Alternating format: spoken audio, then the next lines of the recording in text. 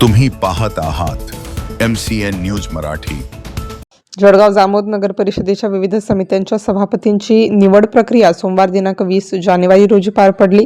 यामध्ये बांधकाम समितीच्या सभापतीपदी राष्ट्रवादी अजित पवारचे मोहम्मद अतिकुर रहमान यांची निवड झाली आहे, तर शिक्षण समिती सभापतीपदी भाजपच्या लता तायडे, आरोग्य समिती सभापती म्हणून भाजपचे परमानंद करणसिंग राजपूत अविरोध निवडून आले आहेत। नियोजन समितीचे सभापतीपद शहर विकास आघाडीला मिळाले असून सभापतीपदी समाजवादी पार्टीचे सय्यद नफीस यांची अविरोध निवड करण्यात आली आहे।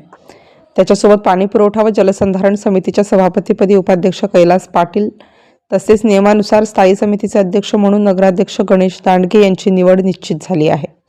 महिला व बालकल्याण समितीसाठी निवडणूक महिला व बालकल्याण समितीच्या सभापतीपदासाठी भाजपच्या प्रियंका येऊल व काँग्रेसच्या फरजाना सय्यद अफरोज यांचे अर्ज दाखल झाले होते, त्यामुळे मतदान घेण्यात आले। समितीच्या 5 सदस्यांपैकी प्रियंका येऊल यांना 3 मते तर फरजाना सय्यद अफरोज यांना 1 मत मिळाले, त्यामुळे शहर विकास आघाडीच्या वाजेदा अंजुम यांनी तटस्थ भूमिका घेतली, त्यामुळे प्रियंका येऊल यांची सभापती म्हणून निवड झाली, तर उपसभापतीपदी वाजेदा अंजुम यांची निवड करण्यात आली।